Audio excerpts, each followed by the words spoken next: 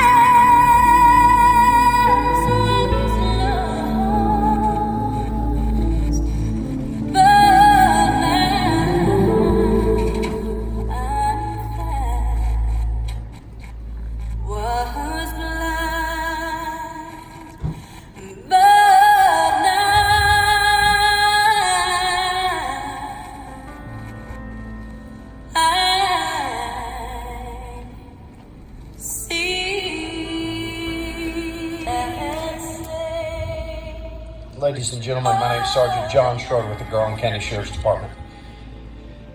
What you've just seen is a reenactment of what we see on the streets of Garland County on a weekly basis. We're here literally because we love you. Every person in this line does this job because they love their community and they love you. Thank you. Some of y'all think this is a light subject. It's not.